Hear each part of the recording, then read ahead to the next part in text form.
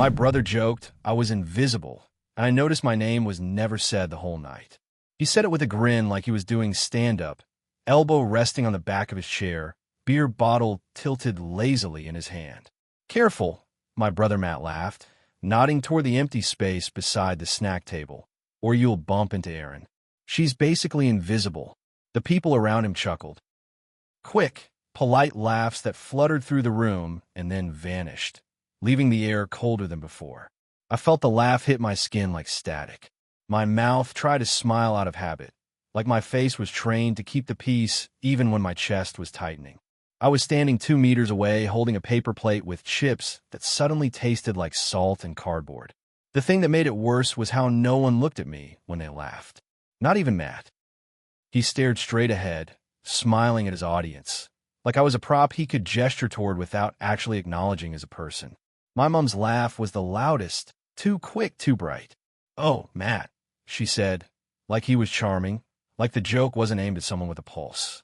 Dad shook his head in a fake disapproving way and said, "Mate," but he was smirking. My Aunt Linda covered her mouth like she was amused. Even my cousin Hannah tilted her head and said, honestly, like it was an observation, not cruelty. I stood there with that paper plate bending in my hand, eyes burning, and I realized something that made my stomach drop. No one had said my name all night. Not once. I was the punchline, but I wasn't a person. It was my parents' anniversary dinner.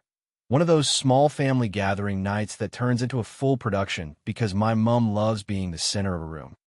She'd cooked too much food, arranged candles, made everyone pose for photos, and posted an Instagram story caption "blessed" with a heart emoji before dessert even came out. I'd been invited like an afterthought. Mom texted that morning, "Dinner tonight, family only. Come if you want." No time, no details, just a loose instruction that made it impossible to argue without sounding like I was the one being difficult. I almost didn't go. I'd had a week where everything felt heavy. Work was stressful, I was tired, and I've been trying to pull back from my family because every interaction lately left me feeling like I'd been rubbed raw. But I went anyway because that old reflex kicked in. Show up so they can't accuse you of being distant.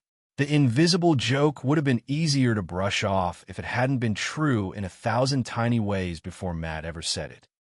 But standing there, watching everyone laugh without looking at me, my brain started tallying the night like a receipt. They greeted everyone when they arrived. Not me.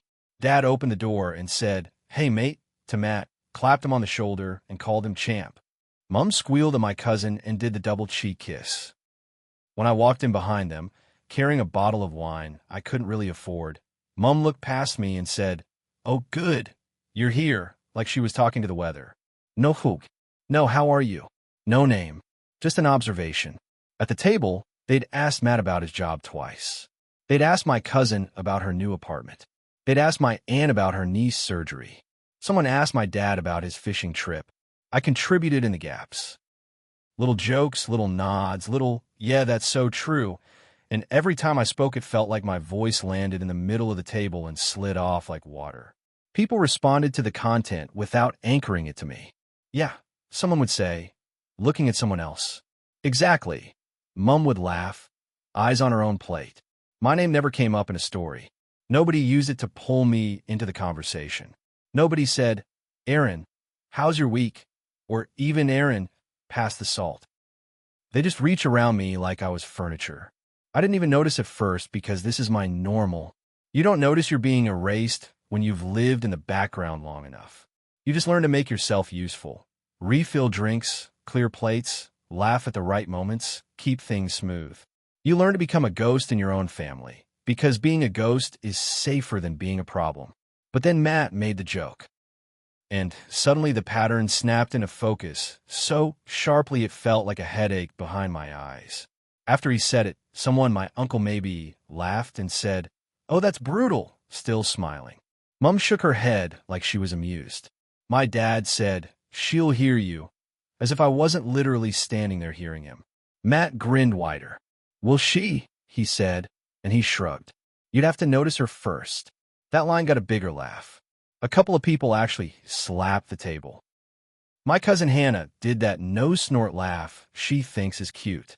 My mom's eyes were bright, entertained. Nobody looked at me. Something in my chest went hollow, like a door closing.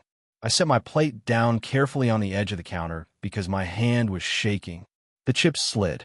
I stared at the plate for a second like it was important. Like if I focused hard enough on the stupid chips, I wouldn't feel my face burning.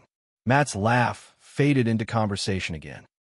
The room moved on instantly, like the joke had fulfilled its purpose, and now I could return to being background noise. I stood there for a moment too long, and then I walked to the bathroom. The hallway was dim and cool compared to the warm, noisy living room. In the bathroom, the fan hummed softly.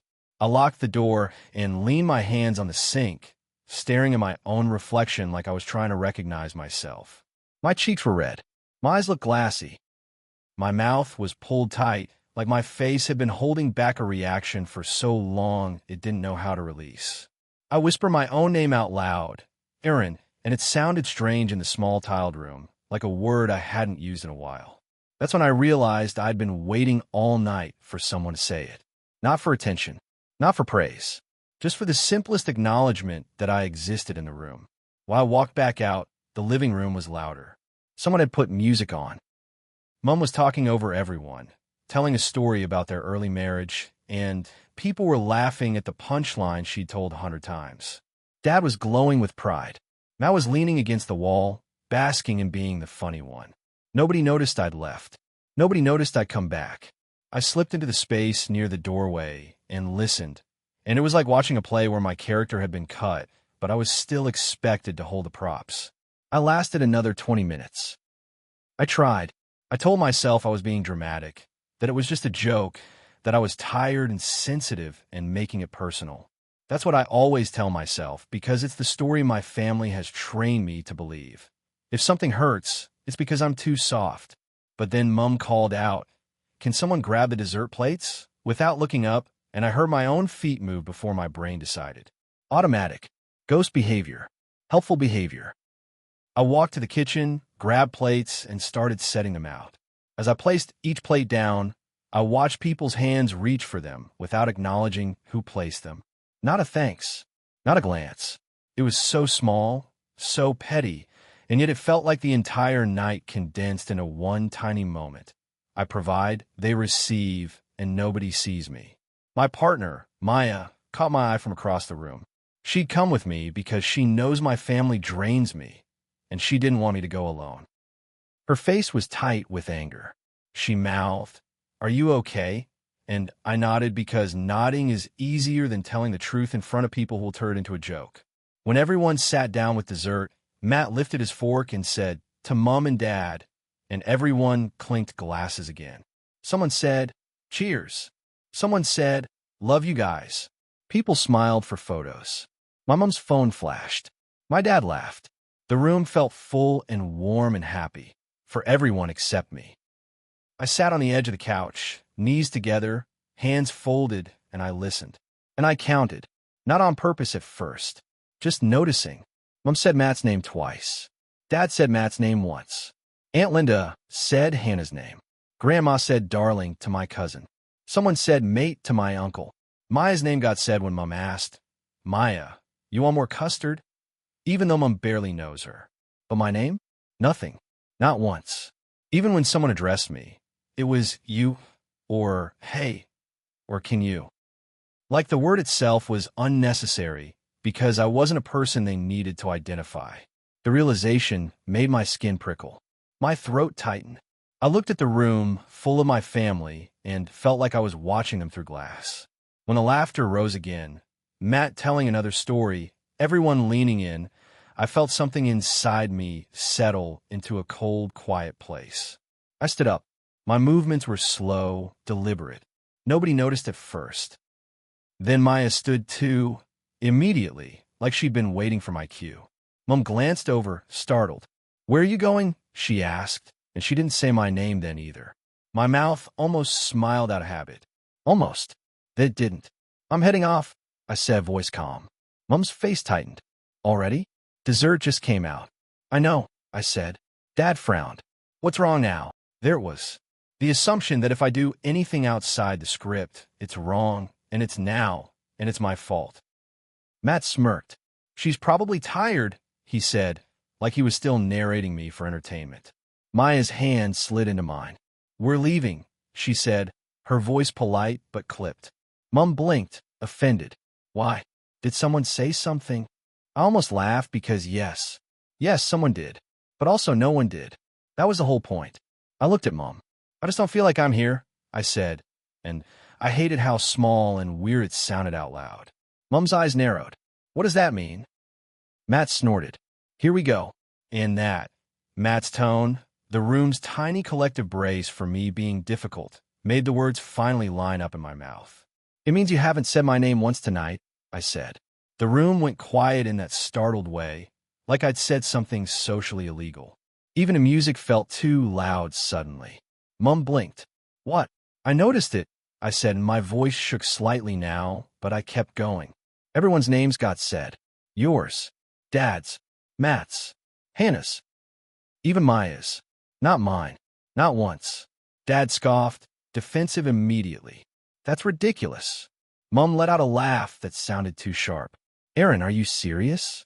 That's what you're upset about. There it was. The minimizing. The making it sound petty so they don't have to look at what it means. It's not just that, I said. It's the joke. It's the way everyone laughed without looking at me. It's the way I've been sitting here all night and my throat tightened, embarrassment burning. I feel like furniture. Matt rolled his eyes. Oh my God, he muttered. It was a joke. It was true, I said, and my voice went steadier. That's why it was funny. Mom's face flushed. You're making a scene, she snapped. Maya squeezed my hand. She's not, Maya said, and it was the first time someone had backed me up in that room without immediately apologizing for it. Dad's jaw tightened. This is your mother's anniversary, he said. Can you not do this tonight? And there was again. The performance matters more than the person. Matt shrugged. Guess she finally noticed herself, he said, trying to salvage humor. I stared at him. I've noticed, I said quietly. I just kept pretending it didn't matter because I didn't want to be the problem. Mom's mouth tightened, eyes bright with anger and embarrassment. You're being dramatic, she said. People are tired. It's a long day. Don't do this. I looked around at the faces. My aunt, my cousins, my dad, my brother. Some looked annoyed. Some looked uncomfortable. Nobody looked genuinely sorry. Not for the joke. Not for the erasing. They were sorry I'd said it out loud. That realization made my chest hurt, but it also made me calm. I'm leaving, I said again. Merry Christmas. Mom started to say something, maybe my name this time, finally, but I didn't stay long enough to hear it. I turned and walked to the door with Maya beside me. My hands were shaking again as soon as we hit the cool air outside, like my body finally had permission to react. In the car, I buckled my seatbelt and stared straight ahead, breathing shallowly. Maya didn't drive away immediately. She looked at me, eyes soft and furious at the same time. They don't deserve you, she said quietly. I let out a sound that was half laugh, half sob. I don't even know how to explain how stupid this feels. I whispered. It's not stupid, Maya said. It's not about the name. It's about being seen. And then, because the universe loves timing, my phone buzzed. A message from Mom. You ruined the mood. Why can't you just be normal for once? No, are you okay? No, im suri. Just mood management. I stared at the screen until my vision blurred. On the drive home, I kept replaying the night, and new little details kept surfacing like splinters. How Mom handed Matt the carving knife ceremonially, calling him my boy. How Dad toasted my kids and then looked at Matt when he said it. How my aunt asked Matt if he was dating anyone, and everyone leaned in like it mattered. How when I spoke, people responded to the topic, but not to me, like my voice was coming from the ceiling. And it wasn't just tonight. That's what hurt. The name thing was just the first time I noticed the erasing in a measurable way. Like a test you can't unsee once you've taken it. Growing up, Matt was the loud one, the funny one, the one who got nicknames and stories and praise. I was the easy one, the one who didn't complain, who got good grades quietly, who didn't make trouble. My parents loved that about me in theory, but in practice it meant I disappeared. They didn't have to worry about me, so they didn't think about me. They didn't ask how I was because I always said fine. They didn't notice when I was hurting because I learned early that hurting made me too much. Matt learned that jokes get attention. And he also learned, somewhere along the way, that joking at my expense was safe. Everyone laughed. Nobody corrected him. It became a family language. Tease Erin, call her sensitive if she reacts. Move on. I think what broke me tonight wasn't the joke itself. It was the sudden understanding that I've been accommodating my own erasure for years. I've been showing up and filling plates and smiling and laughing at myself so everyone else can feel comfortable. And in doing that, I train them too. I train them that my presence doesn't require acknowledgement, that I'll always be there like wallpaper. At home, Maya made me tea and sat with me on the couch. I didn't talk much. My nervous system felt fried, like I'd been running on adrenaline all day. Eventually I whispered, "What if I'm overreacting?" Maya looked at me like I'd asked if the sky was green. "If you're overreacting," she said, "then why did you notice something that basic and feel relieved to finally have proof?" That shut me up. Later, I got a voicemail from Dad. He said, "You embarrassed your mother." Matt was joking. You need to learn to take things less personally. He didn't say my name either. Not once. Even the voicemail about me.